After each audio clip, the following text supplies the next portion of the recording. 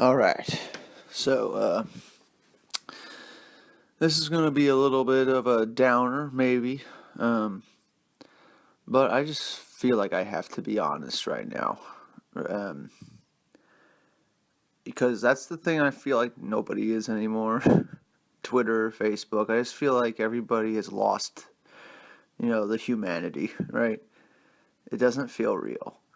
Everyone's virtue signaling. Everybody just wants to be right and say the right thing. But, that's not what life is like. Sometimes you're wrong. Sometimes shit can be really funny. I might be wrong about this, and I hope I am.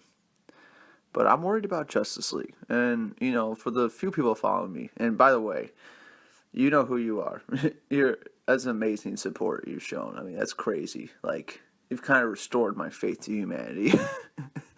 I mean, that's just great. Like, the few subscribers that follow me actually follow me and want to hear what I have to say. It's pretty crazy. But anyway, I've been waiting for a Justice League movie my whole fucking life. My whole fucking life. Even when I wasn't reading comic books, I was watching all the animated shows as a kid, so I loved them. The first, not even Justice League Unlimited, the first Justice League cartoon, when they're all walking out of the sunset, that just captured my imagination, and I loved Justice League from that moment on. And eventually I started reading comic books because of all these great animated shows and movies, right? But this Justice League movie, I was so pumped about 4 months ago. I was crazy pumped for this movie. Zack Snyder, I'm a big fan of his work. I don't think he's made a bad film. That's a little bit of a polarizing opinion, but that's just what I feel right now. And Junkie XL was the composer, and I'm a big fan of his work too. I've followed what he did on Mad Max Fury Road and 300 Rise of an Empire and Batman vs Superman, and even if you watch the behind the scenes on Man of Steel, you see Junkie XL leading the orchestra. It's crazy. He's there though, and this Danny Elfman news and the tragic news with Zack Snyder, it just gets me worried. It just gets me really worried that, Joss Whedon's great. He's a great director. He's great. But he is the safe choice, isn't he? Zack Snyder knew that getting Joss Whedon on wouldn't offend anybody, right? He knew everybody would be behind that decision. That's why he chose him. He didn't choose Josh because he was the best option. He chose him because he knew no one would complain about it. And he was right, And Danny Elfman, that's another choice that's not offensive, And I'm sure everyone says Joss Whedon picked Danny Elfman to replace Junkie XL. I don't think that's the case. I don't think a director has much say in that. I think the producers and Warner Brothers themselves has to say in that. And what I think happened is Junkie XL talks about this on his YouTube page, that sometimes when you're making the score, sometimes it's not right, and you have to keep working on it and work with the director. And on Mad Max, he took him a long time to finish that score and get what George Miller wanted. But maybe his stuff wasn't living up to what the producers wanted for Justice League. So they decided to bring on Danny Elfman because he's reliable and he's safe. That's the big word here, safe.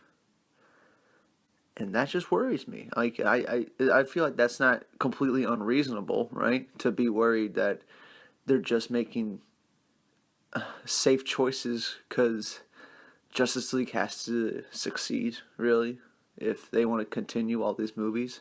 I mean, we're getting Aquaman no matter what. That just excites me like crazy. We're getting Aquaman no matter what. But, Justice League is completely tanks. Doesn't even make $500 million. It's over, But that won't even happen at all. It won't happen at all because Wonder Woman's in it, so it's gonna make at least 700 million, probably closer to $1 billion. It's gonna be a huge film. Everyone's gonna want to see it. I'm gonna see it at least 10 times probably, but I have to be honest as I can right now because that's the only reason I'm doing these videos is because I gotta say what's on my mind and I have to be completely honest and frank. I don't like Danny Elfman. His last good theme was Spider-Man, and I can't even remember the Spider-Man theme, right? His best theme ever was Batman, and that was over 20 years ago. He hasn't done a lot since. He usually comes on projects to finish scores. I mean, it's rare that he's come up with a original score that's memorable.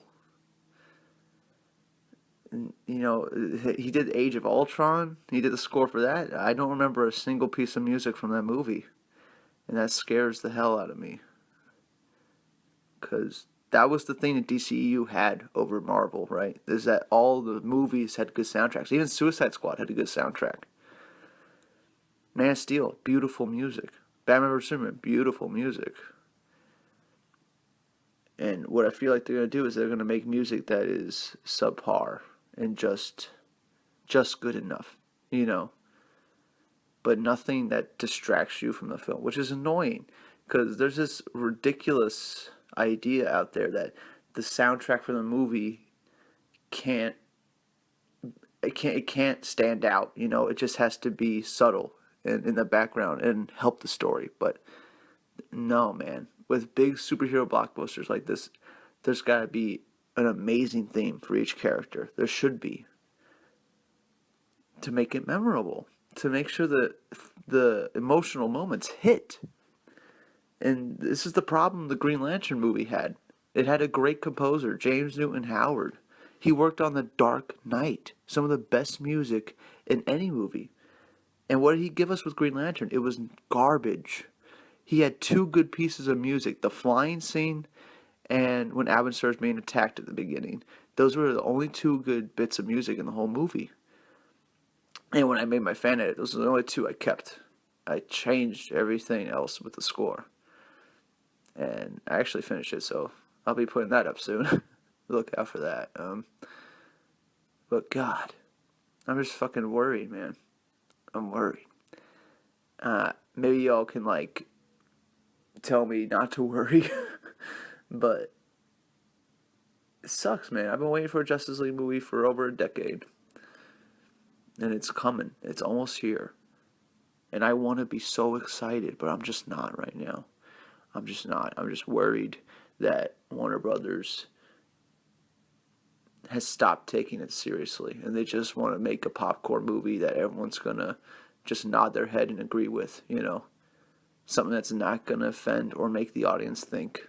And that's what I'm worried is happening right now. I'm worried Zack Snyder's not going to come back. I'm worried Junkie XL is not going to come back to any more films for the DCU. And that sucks. That really sucks because they are crazy talented people and they're young and they got a great imaginations and who knows, man. Maybe Danny Elfman can shock me. Maybe he can surprise me, but I doubt it. I doubt it. I don't want him to change the Batman theme they established in BBS. I don't want him to change the Wonder Woman theme. He better not. Like, I'll be picking up the soundtrack for Justice League the week before the movie comes out, because that's when it usually drops, is about a week before the movie comes out, with all the soundtracks and stuff. So I will be listening to Danny Elfman's music, and I'll probably have my mind made up on how good a Justice League is going to be before I walk into the film. That's just the plain truth right there. And that sucks. I don't want that to happen. I want Danny Elfman's score to blow me away. His greatest score he's ever composed. That's what it has to be. And I just don't think he has it in him. I just don't think he has it in him.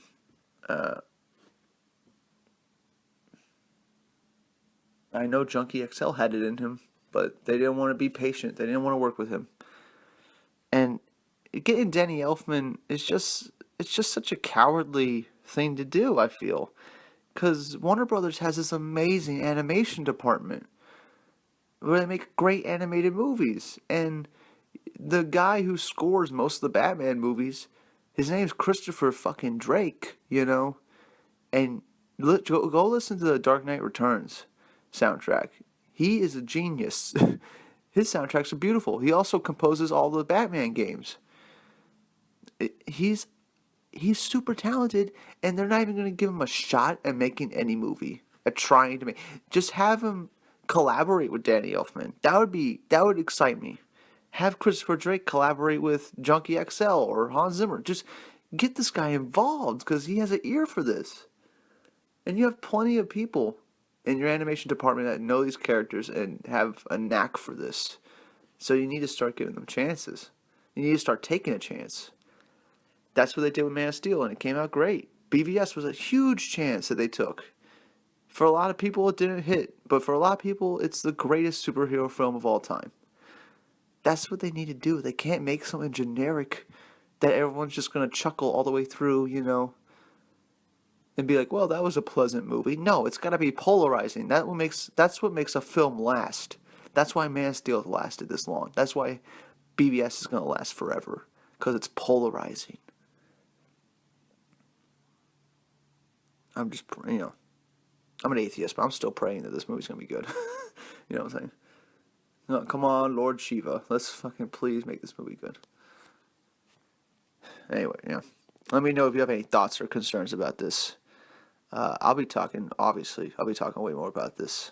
And I'll be getting back to Florida soon, so then I'll be making more videos at faster rate. Probably, you know, hopefully. So, alright. I'll see you in the next one.